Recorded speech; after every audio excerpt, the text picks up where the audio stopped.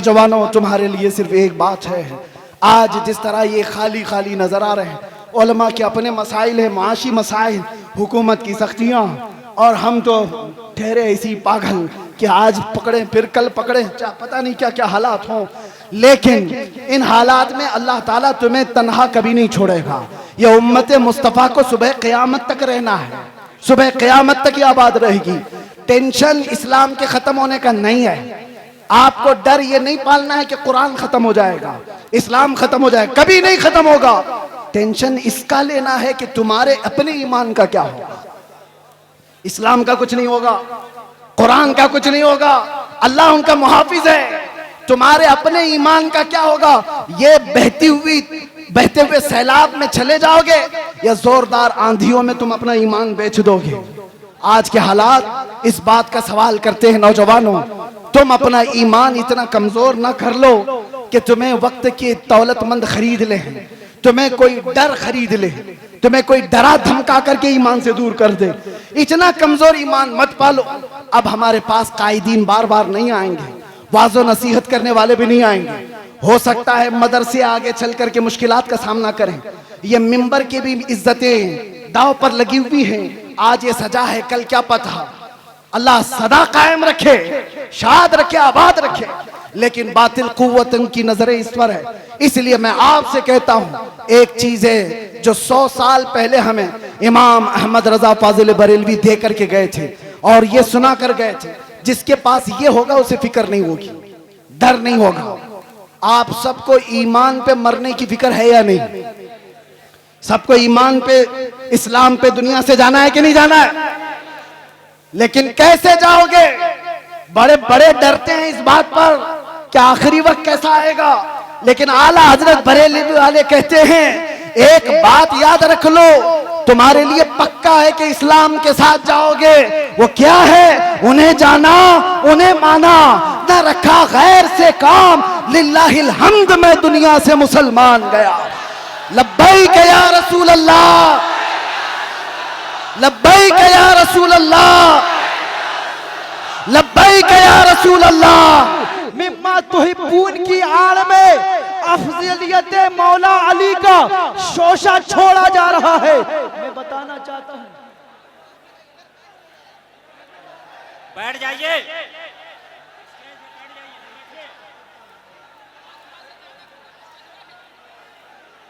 अरे भाई, स्टेज वाले भाई, आप लोग क्या कर रहे हैं? आने दे, आने हजरात मोहतरम, अदब व एहतराम का मुजाहरा करें और मेहमान खुसूसी को आने दें।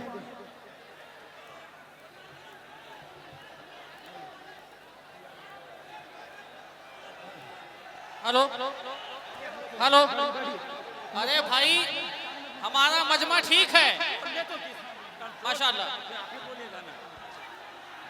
बैठ जाइए आप लोग, बैठे, खुदा के वास्ते बैठ जाइए। हजरत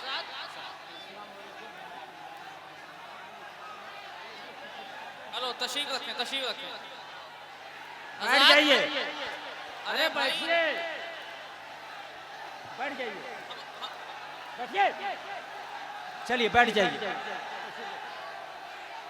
अरे बैठिए तो, खुदा के वास्ते आप चुप तो हो जाइए।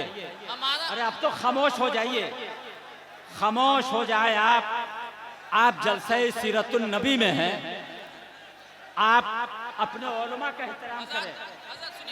अरे भाई साहब, ओ पीछे हटाइए। रजाकारों से गुजारिश है कि स्टेज खाली करवाइए, खाली करवाइए स्टेज। रजाकारों से गुजारिश, खाली करवाइए हजरात। जी जी जी, आप जरा बैठ जाइए इत्मीनान से। अब देखिए, आज के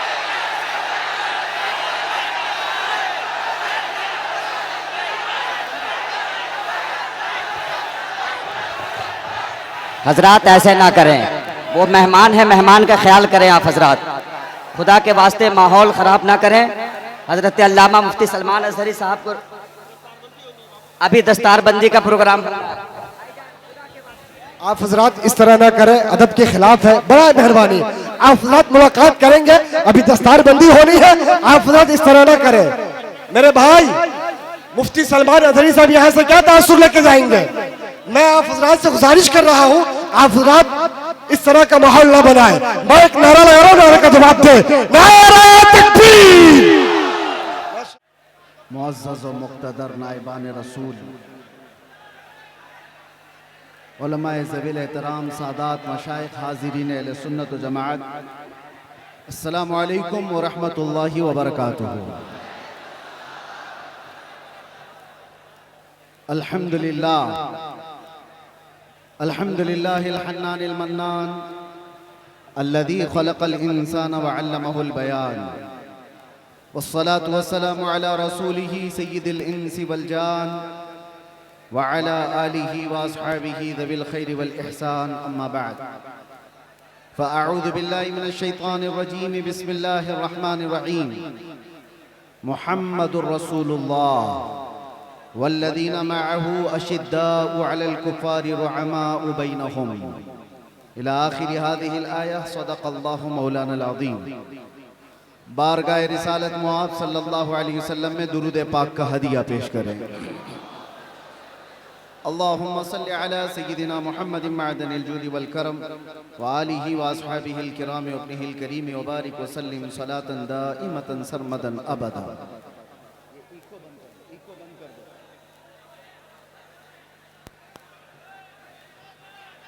बहरे दीदार मुश्ताक है हर नज़र, दोनों आलम के सरकार आ जाइए। चांदनी रात है और पिछला पहर, दोनों आलम के सरकार आ जाइए। सिदरतुल मुंतहा, अर्श व बाग़े इरम, हर जगह पड़ चुके हैं निशाने कदम। अब तो एक बार अपने गुलामों के घर, दोनों आलम के सरकार आ जाइए। हेलो, सुना है आप हर आशिक के घर आप लोग तशरीफ जरा लाते हैंगर से हैं। नीचे उतर जाइए। हम माफी चाहेंगे हजरत, थोड़ा लोहा का पंडाल है, तार अगर किसी को भी कुछ हुआ तो उसका जिम्मेवार हम लोग नहीं होंगे। आप लोग लोहा का फ्रेम से नीचे उतर जाए, बड़ी मेहरबानी होगी। कहीं से भी कोई तार अगर ग्राउंड किया तो पूरा लोहा का पंडाल है, इसमें पूरा करंट आ जाएगा। आप लोग से बार बार रिक्वेस्ट कर रहे हैं, गुजारिश कर रहे हैं। ठीक है, इंशाअल्लाह अज़ीज़ कुछ नहीं होगा। करंट तो वैसे ही मुसलमानों में पहले से मौजूद है, करंट को फिर क्या करंट लगे।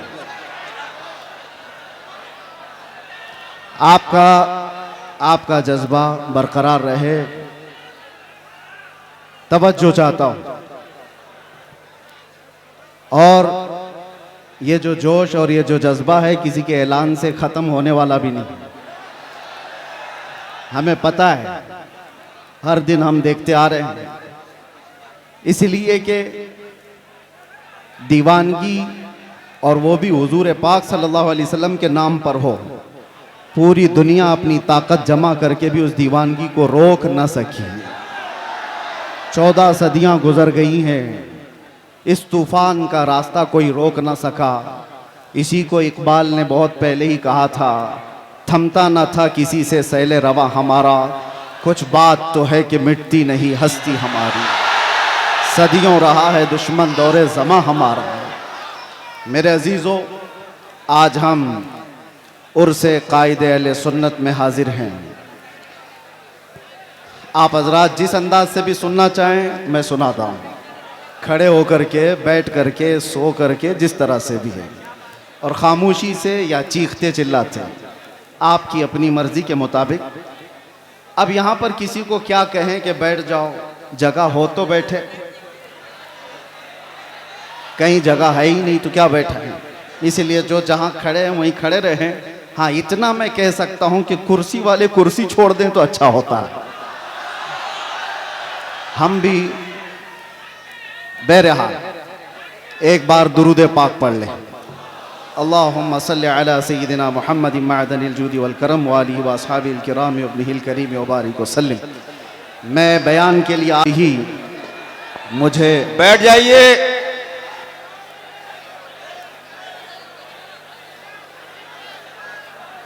बैठिए बैठिए, धक्का मुक्की मत करिए, बैठ जाइए।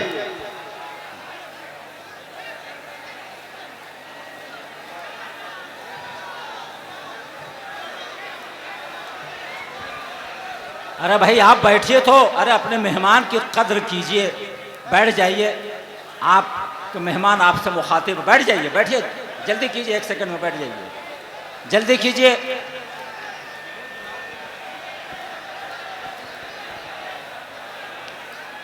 आप हजरात जिस मुक़द्दस महफिल में आए हैं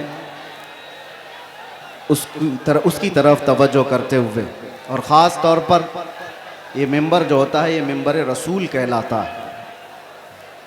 मैं तमामी नौजवानों से कहता हूँ कि अदब अगर बरकरार नहीं है तो फिर इस तरह के जलसे में हाजिर होने का मतलब भी नहीं निकलता, वाह, कोई फ़ायदा नहीं होता है। यही वजह है, मुझे अभी आने से पहले ही हमारे असीर मुफ्ती आज़म हिंद सईद नूरी साहब किबला ने कहा था थोड़ा ठंडी तकरीर कीजिए। अब आप मुझे बताएं ऐसे माहौल में कौन ठंडी तकरीर करता है? वाह वाह वाह वाह। और इसी वजह से हम जलसों में जाना कम भी कर चुके हैं कि ये मजमा संभलने को संभलता नहीं और वक्त ज़ाया होता चला जाता है। बहरहाल आज जिस कायदे अहले सुन्नत के उर्स में हम हाजिर हैं, मैं थोड़ा ही वक्त लूँगा। एक ही बात मैं कहूँगा, पिछले 3 दिन से आपने उनकी सीरत पर बहुत कुछ सुना होगा। उलमा, खुतबा, शोरा, यहाँ पर बहुत सारी चीज़ें आपको सुना कर जा चुके हैं, लेकिन मैं अपनी ज़िंदगी में आज महसूस करता हूँ, पल पल घड़ी घड़ी अगर किसी की याद आती है मुश्किलात में तो वह अरशदुल कादरी जैसे कायद की याद आती है। आज उम्मत को जिस कायद की ज़रूरत है वो अरशदुल कादरी जैसा कायद था, जो उलमा को मुत्तहिद करे, मरबूत करे, सियासत में हमारी क़ियादत को एक नाम तक पहुँचाए, हमारे मिली मसाइल को कमरे के अंदर बैठ कर के हल कर सके, वो एक दूसरे पर तीखे निशाने करने वालों पर जा कर के सुलह मुसालहत की बात कर सके। वो कायद आज हमें नज़र नहीं आता जो कायदे अहले सुन्नत के अंदर खूबियाँ थीं। हैरत होती है कि इतने तबलीगी दौर, इतने तबलीगी सफ़र करते हुए वो किताबें किस वक्त लिखते थे। उनके कलम में अल्लाह ने ऐसी बरकत रखी थी। एक बात मैं आपको बताता हूँ, अल्लाह ताला जिससे दीन की खिदमत लेता है उसकी ज़िंदगी के वक्त में अल्लाह बरकत देता है। वो थोड़े से वक्त में बहुत कुछ काम करके जाता है। आम लोगों से ये मुमकिन नहीं होता। अल्लामा अरशदुल कादरी अलैहि रहमत व रिज़वान ने जो एक क़ियादत का अच्छा चेहरा पेश किया, काश आज उम्मत को फिर से एक वैसा कायद मिल जाएगा। अहले सुन्नत व जमाअत के दरमियान एक ऐसा ऊंचा चेहरा जिसके जलजला और ज़ेरो ज़बर से पूरी दुनिया आज तक कांपती है, जिसका जवाब नहीं दिया जा सका है। आप जमशेदपुर वाले, जो नई नस्ल है, जो नए नौजवान हैं, यंगस्टर्स, जिन्होंने उस कायदे अहले सुन्नत को देखा नहीं है, आप आज की दुनिया में जी रहे हैं। तुम्हारी ये खुशबख्ती और सआदत की बात है कि पूरी दुनिया में जिसने अहले सुन्नत व जमात का दर्द लेकर के तबलीगी सफर किए वो तुम्हारी जमीन पर आराम कर रहा है, वो इसी जमशेदपुर में आराम कर रहा है। आप क्या समझते हैं मोहल्ले में बैठ करके 4 लोगों की इस्लाह कर लेना ये क़ियादत नहीं है। मैं जाकर के देख करके आ रहा हूं, मिस्र में, तुर्की में, वहां तक भी ये पहुंचे हुए हैं अपने अहले सुन्नत का दर्द लेकर के। हद तो ये हुई कि जब मैं आपकी तारीख में ये पढ़ा 1982 में आप तेहरान भी चले गए, ईरान, इनकलाब ईरान के बाद जो ईरान के हालात सख्त हो गए थे। क्यों गए मियां? आप सुन्नी आलिम हैं, शियों के मुल्क में क्यों गए? इसलिए नहीं गए थे कि शियों से लिफाफे लेकर आए और अपना महल बनाए, बल्कि इसलिए गए थे कि तेहरान में 5 लाख सुन्नी मुसलमान जीते थे। उनके मुस्तकबिल की फिक्र करके हिंदुस्तान से वो ईरान पहुंचे थे। ईरान के सुन्नियों को एक मस्जिद बनाने की इजाजत नहीं दी जा रही थी, तो दर्द ईरान के सुन्नियों को नहीं, हिंदुस्तान में बैठे अरशदुल कादरी के दिल धड़क रहे थे। उम्मत का दर्द हो तो क़ियादत आती है। और एक बात मैंने आप ही के अशार से अपनी गुफ्तगू का आगाज किया, सबसे मेरी पसंदीदा नात अकेले में जब भी मैं सुनता हूँ, सबसे ज्यादा अल्हम्दुलिल्लाह आला हजरत की नातों के बाद अरशदुल कादरी अलैहि रहमा की ये नात, इसलिए कि ऐसा है कि ये हम जेल में भी गुनगुनाते थे तो तसल्ली होती थी। बहरे दीदार मुश्ताक है हर नजर, दोनों आलम के सरकार आ जाई। चांदनी रात है और पिछला पहर, दोनों आलम के सरकार आ जाइए। ये वो कहता है जिसका दिल बाराह रास्त मुस्तफा से जुड़ा हुआ होता है, जिसके दिल की धड़कनें मेरे आका के इश्क में धड़क रही हो, वो इस तरह की तमन्नाएं करता है। और एक बात मैं आपको बताऊं, बहुत सारे लोगों को देख करके आप कंपेयर ना करना। जिसके सीने में सच्चा इश्क रसूल होगा, उसके दिल में ऑटोमेटिक उम्मत का दर्द भी होगा। ये लाजिम चीज है। जो नबी से बेपनाह मोहब्बत करता है, बाय डिफॉल्ट जिसको कहते हैं ना, ऑटोमेटिक उसके अंदर उम्मत की मोहब्बत और उम्मत का दर्द आ ही जाता है। वो ऐसा नहीं है, ऐसा नहीं है कि उम्मत को तोड़ने की बात कर रहा होता है और रसूलुल्लाह की सीरत बयान कर रहा होता है। झूठा होगा। नबी से मोहब्बत करने वाले की सबसे पहली अलामत बयान की गई है। मेरे आका ने खुद फरमाया, मल्लम यहतम बिअमरिना फलैसा मिन्ना। जो इस हाल में सुबह किया कि मेरी उम्मत का ख्याल नहीं किया, वो मेरी उम्मत में से नहीं है। हुजूर ने फरमाया, जो उम्मत मुस्तफा का ख्याल नहीं करता, हुजूर फरमाते हो मुझ में से नहीं है। और जो रसूलुल्लाह से मोहब्बत करता है, उसे उम्मत का दर्द सताता है, उम्मत का दर्द सताता है। अल्लामा अरशदुल कादरी रहमतुल्लाह ताला अलैह की जिंदगी को पढ़ो ऐ नौजवानों। कितनी जगहों पर वो सफर करते चले गए। उस जमाने में जब टेक्नोलॉजी इतने उरूज पर नहीं थी, असबाब इतने नहीं थे। आज हमें वक्त बचाने के लिए इतने पापड़ बेलने पड़ते हैं। मैं अपनी बात कर रहा हूं, मैं कहीं जा करके अपने सफर की दास्तानें नहीं सुनाने का कायल नहीं हूं, लेकिन फिर भी मैं आपको बताऊं कि सफर को बचा बचा करके वक्त के लिए आज हम इतनी कोशिश करते, फिर भी अपने घर को वक्त नहीं दे पाते। अपने घर के लिए वक्त निकालना मुश्किल हो जाता है। जबकि आज प्लेनों का सफर करते हैं, इधर से बैठे उधर उतरे। और ये वो अशखास, वो नुफूस कुदसियां हैं जिन्होंने कई कई दिनों तक बसों के और ट्रेनों के सफर किए थे, और फिर भी उम्मत के दरमियान जाकर के खिदमत इस्लाम का वो हक अदा किया जो आज प्लेनों का सफर कर करके भी 100 लोग नहीं अदा कर सकते, नहीं कर सकते। वो दर्द था उम्मत का। मैं मेरे वालिद गिरामी रहमतुल्लाह ताला अलैह से अल्लामा अरशदुल कादिर रहमतुल्लाह अलैह के मुतालिक बहुत बचपन में सुना था, जब मेरी उम्र अभी मुश्किल से 7-8 साल रही होगी। उस वक्त से सुनते आए जब अभी मदरसे की दहलीज पर कदम भी नहीं रखे होंगे। हाँ, किस वजह से सुनते थे? वो कसरत से सरकार मुफ्ती आजम हिंद का और हुजूर हाफिज मिल्लत का जिक्र करते, और अल्लामा अरशदुल कादिर रहमतुल्लाह अलैह के मुतालिक बताया कि कर्नाटक की सरजमीन पर, कर्नाटक की सरजमीन आप ऐसा समझे कि आज के दौर में भी इल्मे दीन से शगफ रखने वाली उतनी वहां पर कौम आबाद नहीं है। आज भी ऐसे हालात हैं। उस जमाने में फरमाते थे, मेरे वालिद के एक खत लिखा था खाली, और उस खत की बुनियाद पर वो जानते भी नहीं थे हमें।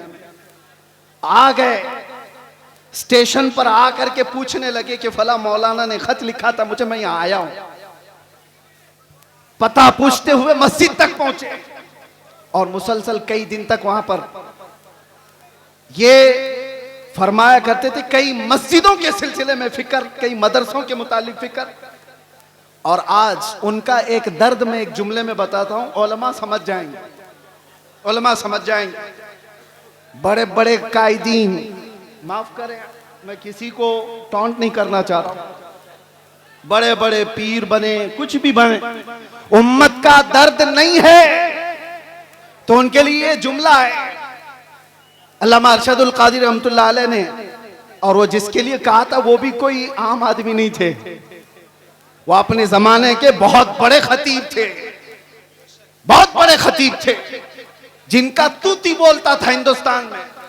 उसके बावजूद अल्लामा अरशदुल कादरी उनको खत में लिखते हैं कि उम्मत के हालात के सिलसिले में अगर आप खामोश रहे तो आपकी बेदारी के लिए मैं क्या कर सकता हूं।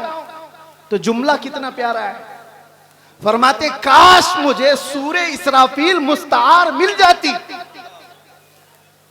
फरमाते हैं इसराफील अलैहिस्सलाम की सूर मुझे उधार में मिल जाती, वो फूक फूक करके मैं हंगामा महशर बपा कर देता आपको बेदार करने के लिए। ये दर्द था मेरे अजीजों, दर्द था। आज जरूरत है इस भोली भाली उम्मत को इस तरह से ऐसी आवारा छोड़ने की बजाय इनके रास्ते तय किए जाए, इनके रास्ते तय किए जाए। मेरे अजीजों, जो हालात यहां पर बने हुए हैं उस सिलसिले में भी मैं आपसे कहूं किस तरह के हालात बने। आज अगर अल्लामा अरशदुल कादरी होते तो ये चुप्पी और खामोशी तो नहीं होती। कम से कम मैं जो बोलना चाह रहा, हमारे उलमा जेलों में बंद हैं, उनके सिलसिले में आवाज कोई क्यों नहीं उठाता। बरेली शरीफ खानदान आला हजरत तौकीर रजा साहब आज तक अंदर हैं और कमर गनी उस्मानी साहब 4 साल से अंदर हैं। किसी को डर लगता है तो अलग बात है कि इनके नाम ले लिए उनके नाम ले लिए, हमारे लिए मामलात ना आ जाए। तो है तुम्हारी ऐसी सोच पर उम्मत मुस्तफा का वो हिस्सा है या नहीं, टुकड़ा है या नहीं। मेरे आका फरमाते हैं मसलुल मुमिनी का मसली जसदिन इज़ा इश्तका अदुन तुदअ लहु साइरुल जसद बिस्सहरी वल हम्मा। मोमिन की मिसाल ऐसी है कि जैसे एक जिस्म के कई आज़ा, एक जिस्म के कई आज़ा, अगर बुखार आए तो हाथ में भी तकलीफ होगी, पैर में भी तकलीफ होगी, सर में भी दर्द होगा। मोमिन की मिसाल ऐसी है कि एक मोमिन को दर्द होगा तो सारे मोमिनों को दर्द होना चाहिए, बेशक सारे मोमिनों को दर्द होना चाहिए।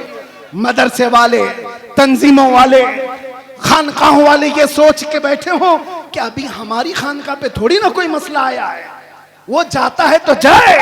अगर तुम्हारी ऐसी सोच है तो इंतजार करो, कल आपकी बारी है, कल आपकी बारी है। कितना बचना चाहोगे? जो सेक्युलर बन बन करके अपने आप को छुपाते थे आज उनकी हालत ऐसी है, आज हालत ऐसी है, धोबी का कुत्ता न घर का न घाट का, न वो इनके हो पाए न सुन्नियों के हो पाए।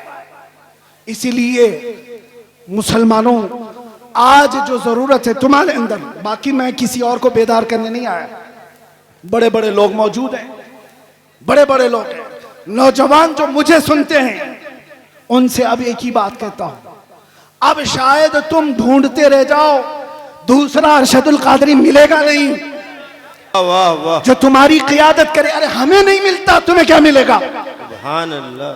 दर्द है इसलिए बोल रहा हूं, दर्द है कि इन मामलात में, उम्मत के मामलात में जो अपने घर से निकल करके हर जगह जाता था, वो कौन है आज? कौन है? मदारिस इस्लामिया पर कुछ आंच आए तो कोई बात करने वाला? सुभान अल्लाह। पिछले 1 साल से ज्यादा हो गया होगा, अल जामिअतुल अशरफिया मुबारकपुर जो अजहर हिंद कहलाता है, किस तरह की मुसीबतों से गुजर रहा है सारे उलमा को पता है, सारे उलमा जानते हैं।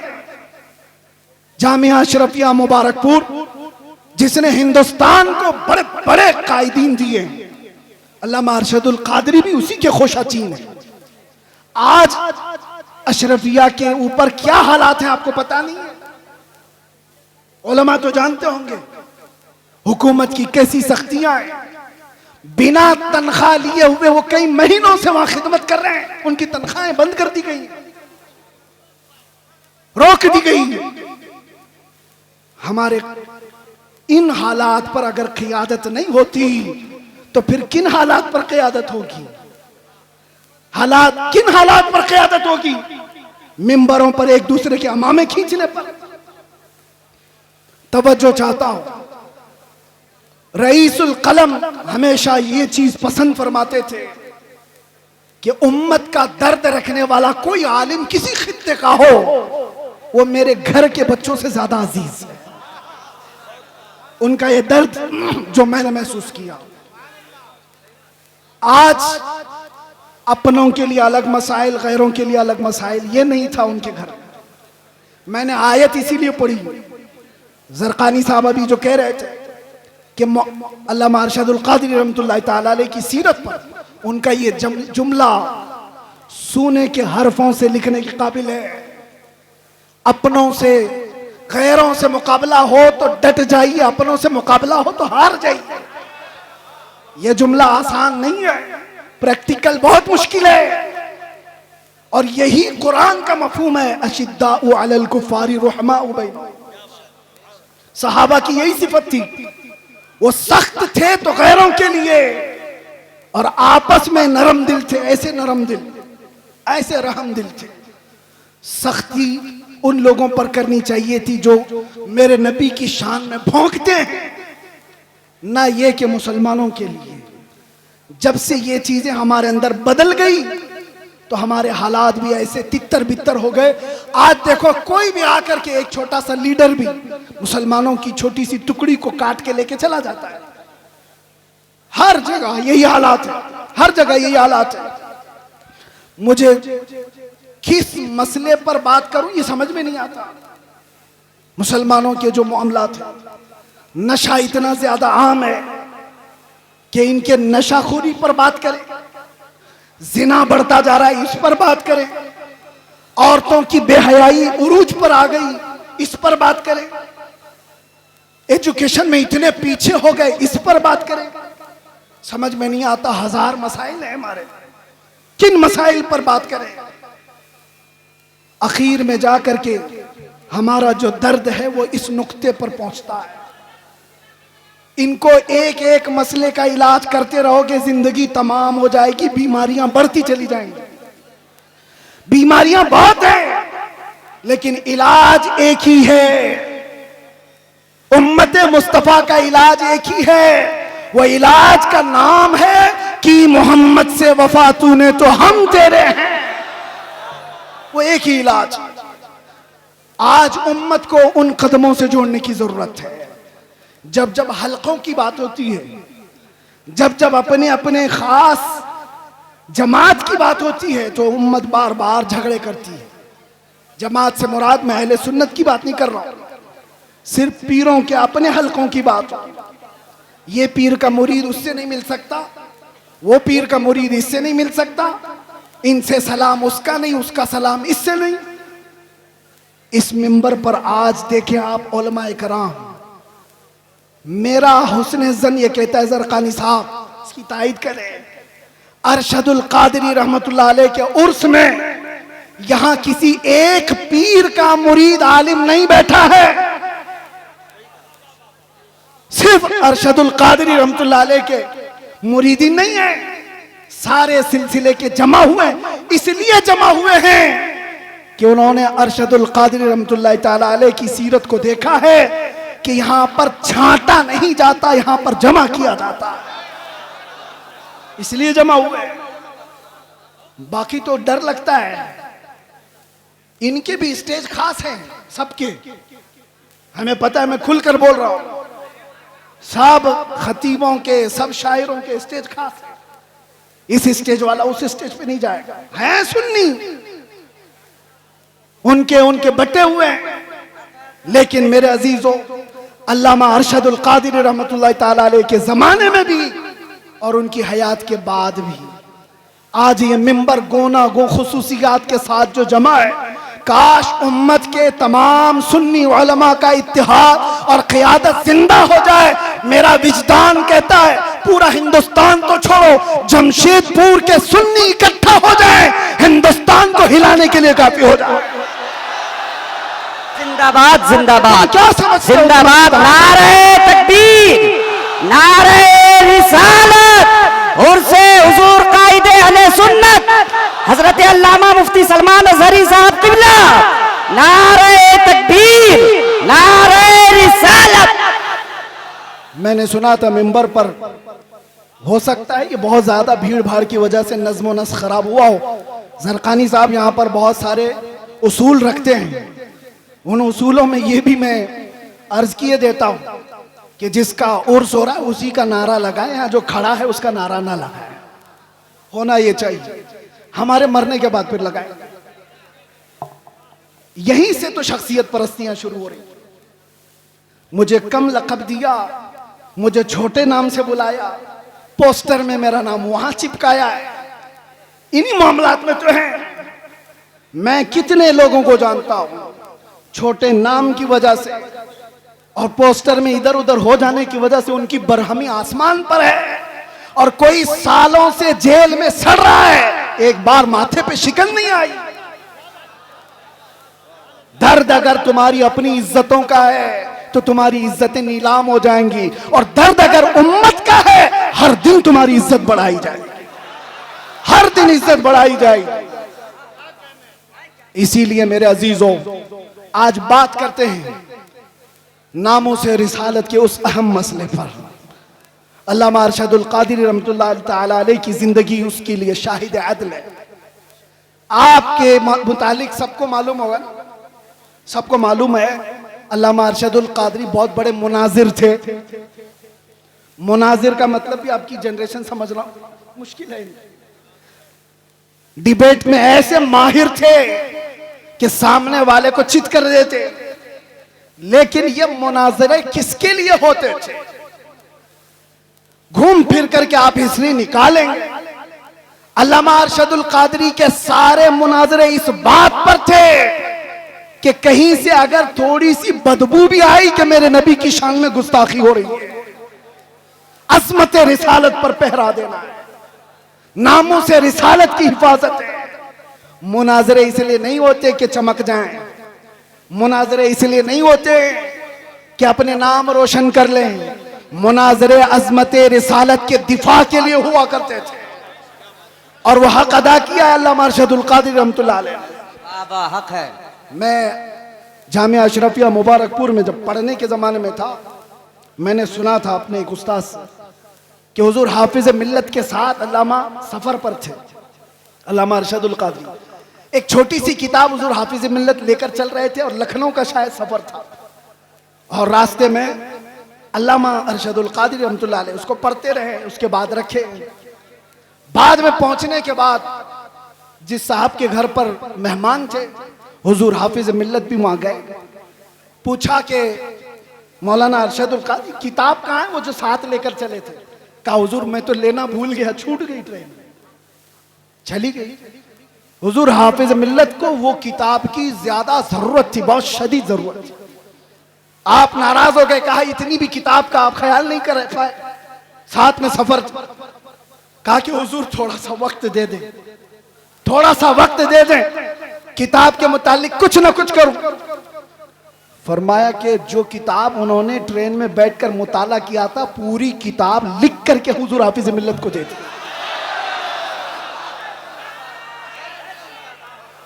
हो सकता है कुछ जुमले इधर उधर। माशाअल्लाह। कहा गजब की जहानत। अब यहां रुक करके भी मैं एक बात बताता हूं, कचरे लोगों के दिमाग इतने नहीं चलते। इश्क रसूल हो तो जहानत आसमान पर होती है। आला हजरत की जहानत को कोई पहुंच पाएगा? आला हजरत का दिमाग जो चलता था, 100 साल पहले लिखी हुई किताबें आज के लोग ऐनक लगा लगा कर नहीं पढ़ पाते। आला हजरत की जहानत किस बुनियाद पर थी? आला हजरत का भी दिमाग जो अर्शे औला तक पहुंचा था, वो इश्क रसूल की बुनियाद पर। जहां इश्क रसूल होगा वहां जहानत भी होगी, और जहां इश्क रसूल निकल जाता है तो फिर उसकी जहानत भी गटर में चली जाती है। वो कभी क्या करता है पता नहीं चलता। अल्लामा अरशदुल क़ादिरी रहमतुल्लाह तआला अलैह को अल्लाह ताला ने गजब की जहानत दी थी, हाफिज़ा मजबूत था। और जितने मुहद्दिसीन की आप तारीख पढ़ेंगे, उनका हाफिज़ा अगर मजबूत था तो इश्क रसूल की बुनियाद, इश्क रसूल की बुनियाद पर। इसलिए ऐ नौजवानों, आज कुछ हासिल करना है तो कुछ मुसीबतें तो हैं हमारे पास। मिसाल के तौर पर मैं बताऊं, कुछ भी कहने जाएं तो नौजवान कहते हैं हमसे हमारे उलमा सपोर्ट नहीं करते, हमारे उलमा सपोर्ट नहीं करते, हमारे अंदर जोश है, जज्बा है, उलमा चुप बिठा देते हैं। हम पढ़ना चाहते हैं, कारी साहब हमारा साथ नहीं देते। बहुत सारे मसाइल। लेकिन तुम क्या ये उज्र भी कयामत के दिन पेश कर सकते हो? मुझे बताओ, क्या तुम्हें अपने घर में तन्हा बैठ करके भी अपने नबी से कसरत से मोहब्बत करने के लिए भी कोई रोकता था? आज के इस दौर में कोई रोकता है तुम्हें? कयामत के दिन क्या उज्र पेश करोगे? छोड़ो इनके मामलात। उलमा नहीं सपोर्ट करते, कायदीन नहीं आते, ये तो अवाम की बातें तो छोड़े, सोशल मीडिया पर जो नौजवान उलमा की तहरीरें भरमार पड़ी रहती है, वो पता नहीं किसको किसको कोस रहे होते हैं। कई मर्तबा मेरे पास आई तहरीरें, कहा कि हजरत वो लोग खामोश हैं, ये लोग खामोश हैं, कुछ नहीं बोलते, सब खानकाएं। मैं उनसे यही कहता हूं, उनकी तरफ देखने की ड्यूटी आपको लगाई किसने? वो खामोश हैं तो अल्लाह ने आपको मौका दिया, आप मैदान में आओ, आप बड़े बन जाओ। मैदान बड़ों ने आपको खाली करके दिया, आप बड़े बन जाओ। हम जैसे छोटों को पूछता कौन था? हमारी हैसियत क्या है? हमसे हमारे बाप के बराबर भी बड़े बड़े उलमा हैं, अभी भी मौजूद हैं, उनसे भी बड़े मौजूद हैं। मेरे अजीजों, एक दर्द लेकर के मैदान में क्या उतरा? मैंने एक बार ही मुस्तफ़ा करीम सल्लल्लाहु अलैहि वसल्लम की नामूस के मुतालिक अपने जज्बात का इजहार किया था और फिर उसका असर देखा। 50 लोगों में बैठकर की हुई बात थी, रब्बे जुल जलाल ने पूरी दुनिया के चप्पे चप्पे में पहुंचाया। आज हमें हर एक की नजर के सामने बिठाया। सबके सामने हमारी जो इज्जतें हैं वो इसलिए नहीं है कि मैं बहुत बड़ा तुर्रम का हूं, बहुत बड़े बादशाह का बेटा हूं या कोई सियासी नेता हूं। ये जो कुछ भी इज्जतें मिली हैं, ये कदम मुस्तफा की बरकत है। जब तक बिके न थे तो कोई पूछता न था, या रसूल अल्लाह तुमने खरीद कर हमें अनमोल कर दिया। आज दुनिया में ये मकाम देखा है, जो एक बार मुस्तफा की इज्जत की बात करता है, मौला दिल दिल में उसको बिठा रखता है। और फिर सोचो, जो अपनी जिंदगी हुजूर की मोहब्बत में फना कर देता है, तब जाकर के वो बरेली का इमाम अहमद रजा बनता है। बेशक।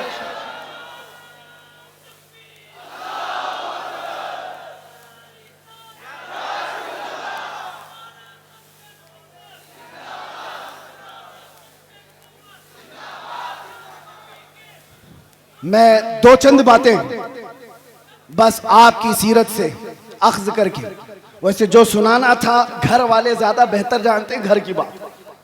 अल्लामा के साहबजादे यहाँ पर मौजूद हैं, उन्होंने सारी चीजें देखी। एक बात आपको मैं बताऊं, सच्चा आलिम वो है जो सहाबा की सीरत पर चले, उनके तमाम नुकूश पाक को अपनी जिंदगी के मिसाले राह बनाए। हुजूर सैयदना अबू बकर सिद्दीक रज़ियल्लाहु ताला अन्हु का हाल ये था, सुनेंगे आप थोड़ी देर। आप जब खलीफा बने, दिन रात काम इतने थे और घर में जो तनख्वाह आती थी, बैतुल माल से आपके घर में तनख्वाह आ रही थी। ये पहली मर्तबा सारे सहाबा ने बैठ करके फैसला किया कि खलीफतुल मुस्लिमीन को कुछ तनख्वाह मुकर्रर कर दी जाए ताकि वो खिलाफत के कामों को खुशी से अंजाम दे सके। तनख्वाह आती थी। एक दिन ऐसा हुआ कि उनकी बीवी ने कहा, सिद्दीक अकबर की बीवी कहती है, कभी तो कुछ तर ग़िज़ा खा लीजिए, कभी कुछ तर ग़िज़ा खा लीजिए, खजूर खा लें, कभी शहद खा लें।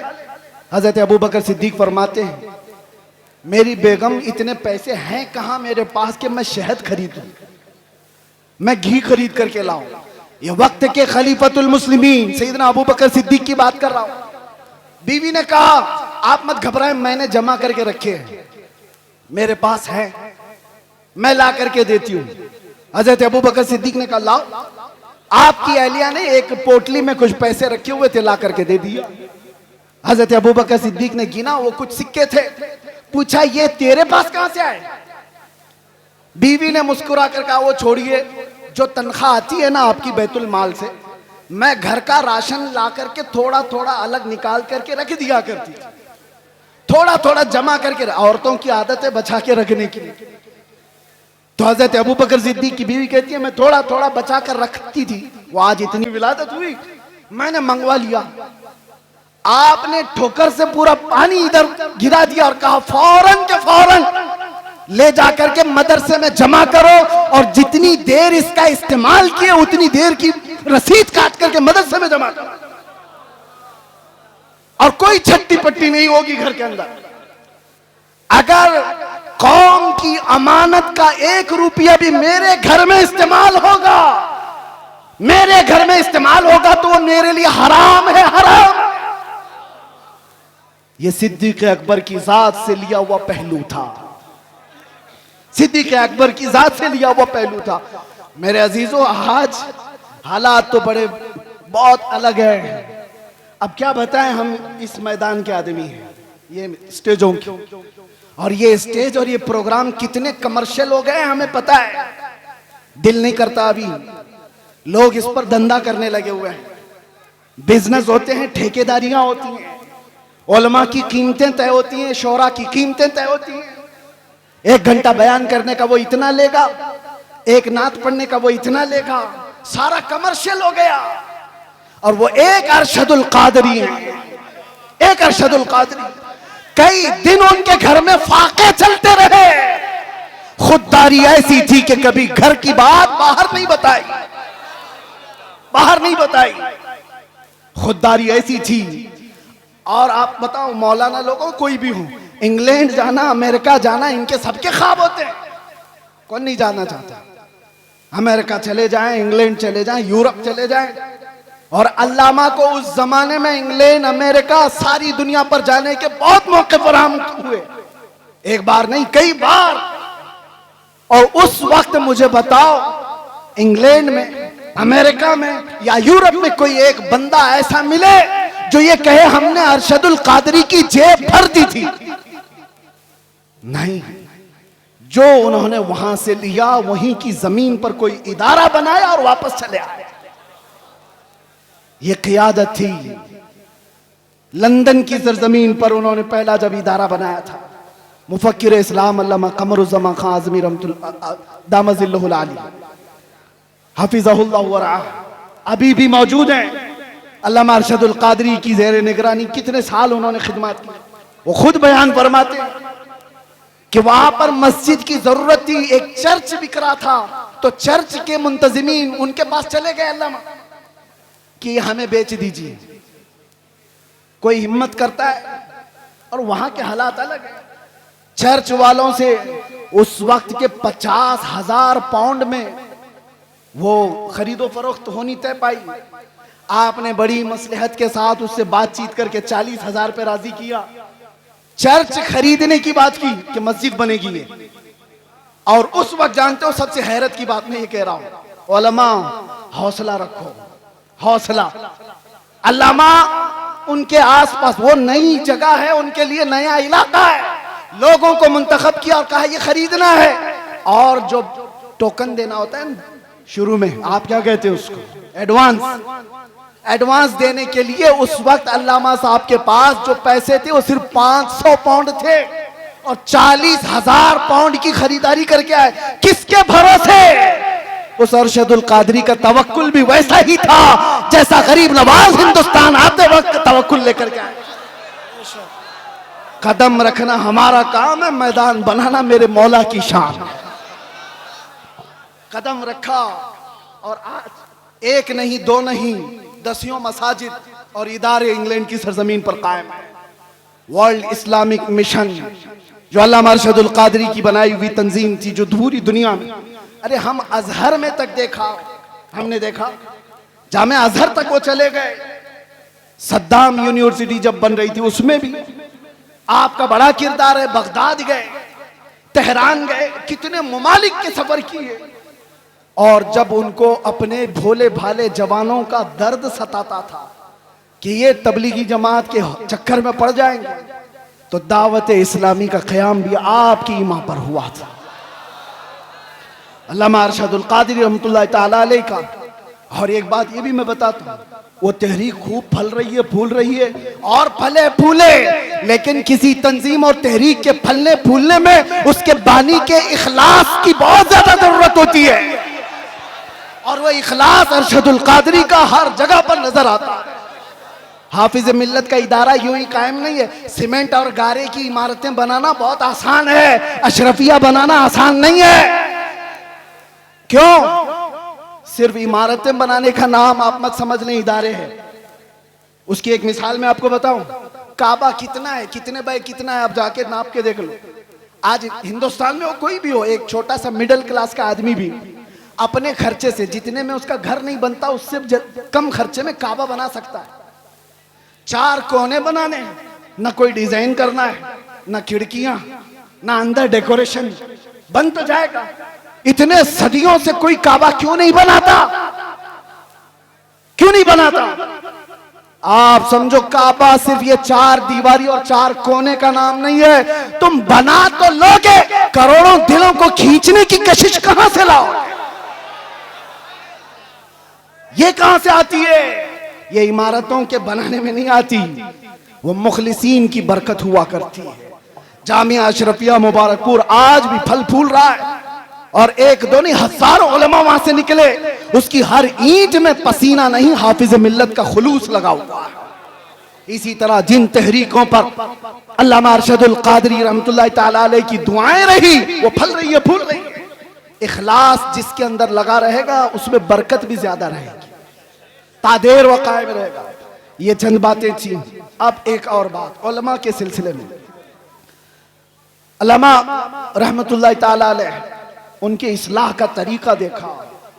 उनको भी अपने जमाने में कुछ लोगों से शिकायतें थी, तो उन्होंने स्टेज पर आकर के गाली गलौज करके इस्लाह नहीं की।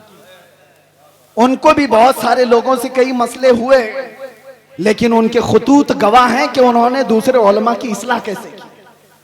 उनके लिखे हुए खत आज भी गवाह हैं। जब उनको किसी की इस्लाह करनी होती तो क्या लबो लहजा इस्तेमाल करते थे। ये उम्मत का दर्द रखने वाला कह सकता है, उम्मत का दर्द रखने वाला।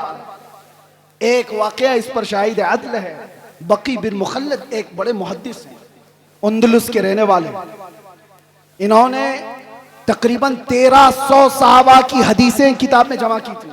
मुस्नद बकी बिन मुखल्लद वो जाया हो गई। बकी बिन मुखल्लद का मैं एक बार आपको तस्करा सुना देता हूं, ताकि अब ये उलमा के लिए मसला है। इस जिम्मेदार स्टेज से मुझे एक पैगाम देना था। बकी बिन मुखल्लद को एक शौक था जिंदगी में, वो इमाम अहमद बिन हंबल से मुलाकात का, उनसे हदीस सुनने का। तो अंदलुस से, स्पेन से चल करके निकले, पैदल चलते थे आप सफर में। तकरीबन 1.5 साल के बाद आप बगदाद पहुंचे। 1.5 साल सफर करके आए। कितने हजार किलोमीटर का सफर है अंदलुस से बगदाद। बगदाद आने के बाद पता चला कि इमाम अहमद बिन हंबल को हुकूमत की पाबंदियां हैं, पुलिस का घेरा है, उनको बयान करने पर पाबंदी है। कभी ये वाकया पढ़ते हैं तो हमें पूरे हालात नजर आने लगते हैं। पाबंदी लगाई गई इमाम अहमद बिन हंबल पर। बहुत बड़े मुहद्दिस इमाम अहमद बिन हंबल कौन है? जिनको 5 लाख हदीसें रसूलुल्लाह की याद थी, वो इमाम अहमद बिन हंबल की बात कर रहा हूं। हुकूमत सख्त थी, आप पर पाबंदी थी, लेकिन बकी बिन मुखल्लद जिस वक्त आए बगदाद में, वो पूछते रहे इमाम अहमद बिन हंबल कहाँ रहते हैं। सब लोग डरने लग गए, उनका नाम लेने से ही डरने लगे। अरे किसका नाम ले लिया? हमारे ऊपर 19 केस लगाए हुए हैं, हमारा नाम कोई ले ले तो सामने वाला भी सोचता अरे इनका नाम क्यों ले लिया। एक तजुर्बे की बात बता रहा हूं, जिसके ऊपर हुकूमत की सख्तियां होती हैं वैसी कौम उसको दूर करने लगती है। उसके साथ ना बैठो, मेरे ऊपर भी केस हो जाएगा। बकी बिन मुखल्लद पूछते रहे, कोई बता नहीं रहा था। कुछ लोगों ने कहा, उन्होंने पूछा क्या कोई और मुहद्दिस हैं यहाँ पर जो हदीसें सुनाते हैं? कहा हाँ है ना। कहा कौन है? यहया बिन मुईन, वो भी पाए के मुहद्दिस थे। कहा बकी बिन मुखल्लद मैं जाता हूं, उनसे हदीस सुनता हूं। वो एक मस्जिद में बैठे हदीसें सुना रहे थे। कौन? यहया बिन मुईन। और जब हदीसें बयान करने के बाद उन्होंने सवालात पूछने के लिए मौका दिया, तो बकी बिन मुखल्लद ये खुद आगे बढ़ते हैं, कान में जाके पूछते हैं। तवज्जो, अब जो मेरे बयान करने का मकसद है, कान में जाकर यहया बिन मुईन से पूछते हैं, क्या आप इमाम अहमद बिन हंबल को जानते हैं? क्योंकि सब लोग डर रहे थे उनका नाम लेते ही। हुकूमत की सख्ती है, पाबंदी है, अहमद बिन हंबल के घर के अतराफ पहरा लगा हुआ है, कोई नाम भी नहीं लेता था। तो बकी बिन मुखल्लद ने कान में जाकर पूछा यहया बिन मुईन से, क्या अहमद बिन हंबल को आप जानते हैं यहाँ इलाके में? आप जलाल में आ गए। वो ऐसा जलाल नहीं कि मेरे बराबर के आदमी के बारे में मुझसे क्यों पूछा, नहीं। कहा इधर आओ, कहां से आए हो? कहा अंदलुस से चल के आया हूं। कहा जो बात तुम पूछ रहे हो वो कान में पूछने की नहीं, मजमे आम में पूछो। अहमद बिन हंबल के बारे में कान में मत पूछो, पूरे मजमे में पूछो। कहा पूछो। उन्होंने बुलंद आवाज से पूछा, इमाम अहमद बिन हंबल के बारे में जानते हैं? यहया बिन माइन ने कहा बरजस्ता, हाँ मैं जानता हूं, इस वक्त वो रूए जमीन के सबसे अफजल तरीन आलिम है और मुझे उनकी फजीलत बयान करने में कोई दिक्कत नहीं है। ये कौन फरमाते? यहया बिन माइन। और उसके बाद बकी बिन मुखल्लद पूछते हैं, क्या आप इजाजत देते हैं कि मैं उनसे जाकर हदीस सुनूं? एक खुद मुहद्दिस हैं, वो उनसे पूछ रहे हैं, मौलाना साहब आपसे आकर के कोई पूछे, मैं आपसे नहीं पढ़ना चाहता हूं, दूसरे मौलाना से पढ़ना चाहता हूं। भगा देगा, मुझे क्या समझ रखा है, मुझे कमतर समझा है। यहया बिन माइन कहते हैं तुमने बेहतरीन फैसला किया है, मुझे भी वक्त मिले तो मैं अहमद बिन हंबल से हदीस सुनूं। यह है वक्त के मुआसिर उलमा के दरमियान मोहब्बत और एक दूसरे का एहसास। उसके बाद यहया बिन माइन के दरबार से वो निकले। बकी बिन मुखल्लद पूछते हैं अहमद बिन हंबल कहाँ है? कहा उनके घर पर पुलिस का पहरा है। कैसे जाएंगे? दिखाए रास्ता। जब गए दरवाजे पर दस्तक दिया, इमाम अहमद बिन हंबल बाहर आए, जल्दी से अपना बता दिया, मैं इतने 1000 किलोमीटर का सफर करके आया हूं, आपसे कुछ हदीसें सुनने आया हूं। इमाम अहमद बिन हंबल ने कहा आज तो तू आ गया, कल तुझे पुलिस आने नहीं देगी। कहा उसका रास्ता मैंने बना लिया है। क्या बनाया?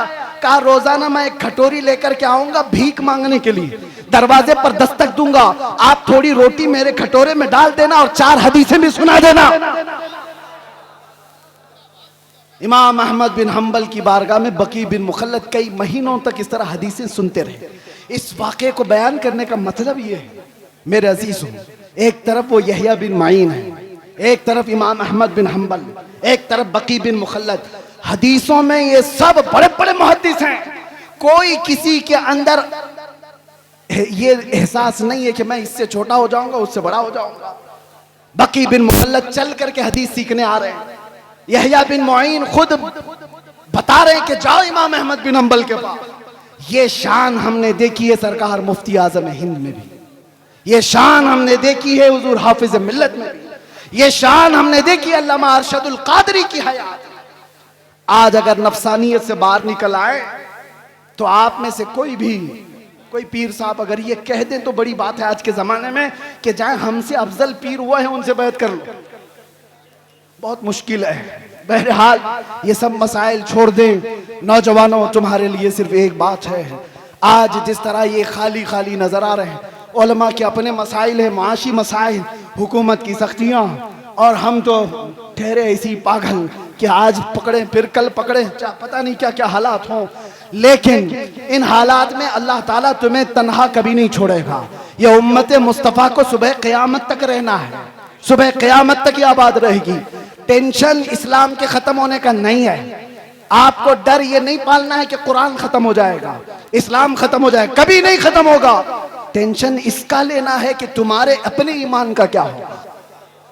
इस्लाम का कुछ नहीं होगा, कुरान का कुछ नहीं होगा, अल्लाह उनका मुहाफिज है। तुम्हारे अपने ईमान का क्या होगा? ये बहते हुए सैलाब में चले जाओगे या जोरदार आंधियों में तुम अपना ईमान बेच दोगे।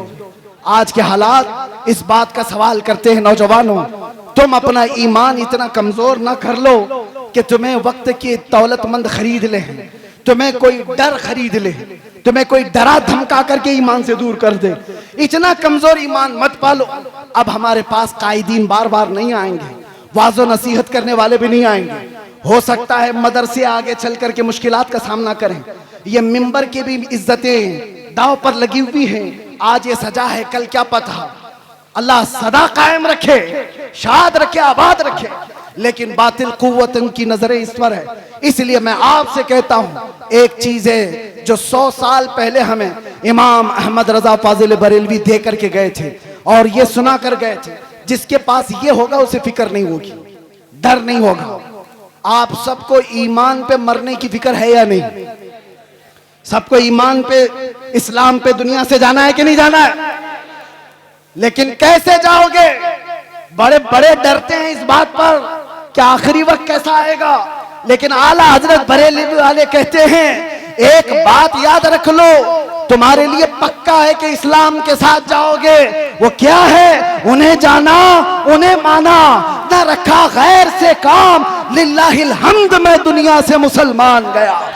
लब्बैक या रसूल अल्लाह, लब्बैक या रसूल अल्लाह, लब्बैक या रसूल अल्लाह।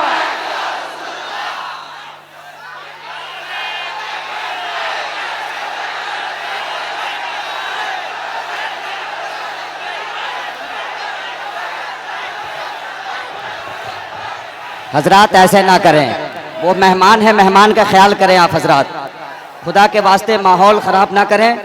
हजरत अल्लामा मुफ्ती सलमान अजहरी साहब को अभी दस्तारबंदी का प्रोग्राम, आप हजरात इस तरह ना करें, अदब के खिलाफ है, बड़ा मेहरबानी। आप हजरात मुलाकात करेंगे, अभी दस्तारबंदी होनी है, आप हजरात इस तरह ना करें। मेरे भाई मुफ्ती सलमान अजहरी साहब यहाँ से क्या तासुर लेके जाएंगे? मैं आप हजरात से गुजारिश कर रहा हूँ, आप हजरात इस तरह का माहौल ना बनाए। मैं एक नारा लगा रहा हूँ, नारे का जवाब दे, नारे तकबीर। दस्तारबंदी जो फारिगीन है इस साल के, उनसे गुजारिश है कि वो तशरीफ ले जाए, बिला ताखीर दस्तारबंदी होनी है। अब्दुल हन्नान साहब क़िबला चतुर्वेदी जामिया फैजुल उलूम से वो तशरीफ लाएं और दस्तारबंदी के प्रोग्राम को आगे बढ़ाएं। आप हजरात पीछे रहे, दस्तारबंदी होनी है, दस्तारबंदी का खूबसूरत मंजर मुलाहिजा करें आप हजरात।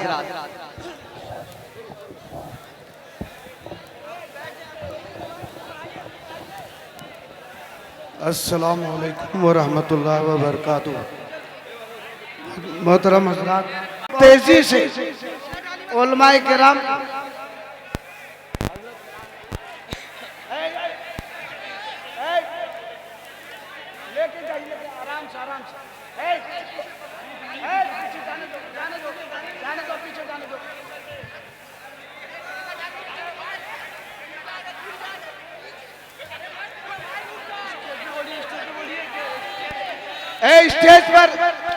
स्टेज पर रास्ता छोड़े, रास्ता छोड़े।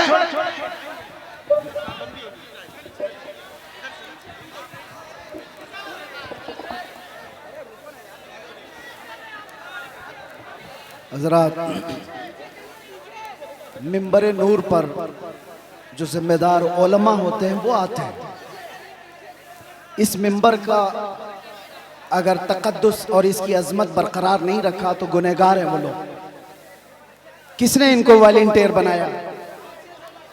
जो खुद हंगामा आराई करते हैं। और चढ़ने से पहले आपको खुद सोचना चाहिए कि हम मिंबर पर चढ़ने के अहल हैं कि नहीं है। उलमा का मिंबर होता है, हर कोई चढ़ता है, तो इस मिंबर का तकद्दुस और इसकी अजमत क्या बाकी रहेगी? इसी वजह से हम जलसों में नहीं जा पाते। अगर डिसिप्लिन हो तो हम सुबह तक बैठ करके मुसाफा करेंगे, लेकिन एक दूसरे पर गिरना पड़ना, एक दूसरे को मुसीबत में डालना, क्या ये एक सुन्नत के लिए जायज़ है? इसलिए हम आपके लिए दुआ करते हैं। अगर नज़्म व नस्क होता तो मैं यहाँ बैठ करके मुसाफा करता। नज़्म व नस्क नहीं है हमारे यहाँ।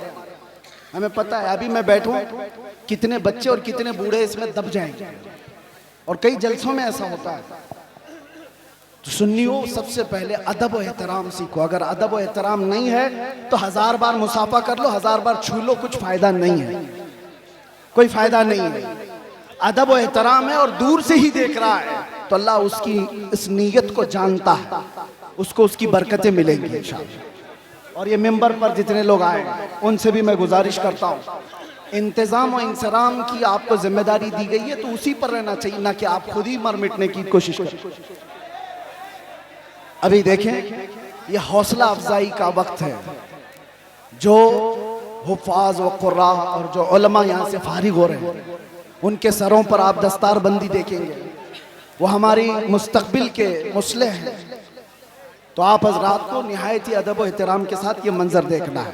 थोड़ी देर खामोश रहेंगे इंशाल्लाह। एक सवाल मैं पूछता हूं, उसके बाद फिर कुछ नहीं पूछूं। आपके अखलाक ही मुझे बता देंगे, आपके अखलाक मेरे सवाल का जवाब बता देंगे। आप मुझे बताएं, क्या मैं दोबारा जमशेदपुर आऊं? आ सकता हूं?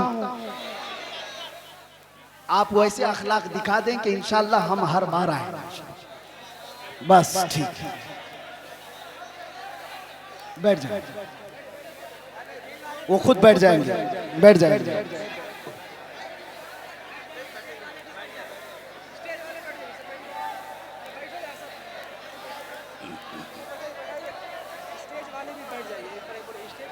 स्टेज वाले भी बैठ जाए, स्टेज वाले मेंबर वाले बैठ जाए।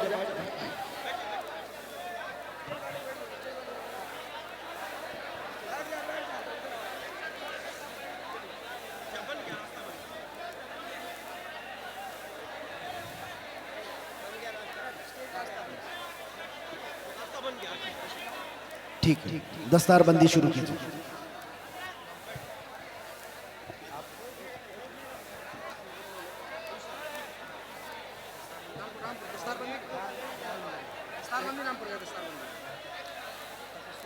मोहतरम हज़रात, अब आप अपने सर की आंखों से दस्तारबंदी का मंजर मुलाहिजा करने के लिए तैयार हो जाइए। इमसाल मदरसा फैजुल उलूम से 70 तलबा की दस्तारबंदी हो रही है।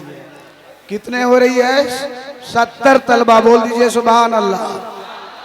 70 तलबा की दस्तारबंदी हो रही है। सबसे पहले दर्जा तखस्सुस से फारिग होने वाले खुश नसीब तालिब इल्म का नाम मैं ऐलान कर रहा हूँ, वो जल्दी से यहाँ आए, उलमा किराम से दस्तारबंदी करवा लें। सबसे पहले मोहम्मद नूर आलम कादरी वल मौलाना दिल मोहम्मद कादरी पलामू झारखंड, जल्दी से स्टेज पर तशरीफ लाएं, जल्दी से जी। फजीलत, दर्जा फजीलत से फारिग होने वाले तलबा का नाम जावेद अनवर खान, मोहम्मद बशीर खान, जमशेदपुर पूर्वी सिंहभूम, जल्दी से तशरीफ लाए आप, जल्दी। मोहम्मद हबीबुल्लाह वल्द इस्माइल जामताड़ा, जल्दी तशरीफ लाएं। आसिफ रजा अंसारी इब्न गुलाम मुस्तफा रजा अंसारी बीरभूम, जल्दी से तशरीफ लाएं।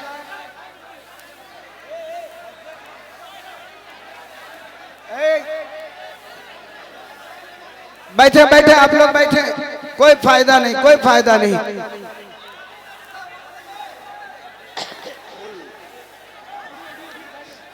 मोहम्मद शमशाद आलम मोहम्मद नसीम अंसारी लातेहार,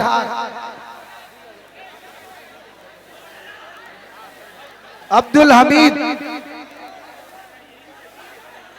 बाप का नाम अब्दुल मजीद साहबगंज, जल्दी से आगे बढ़े, आगे बढ़े।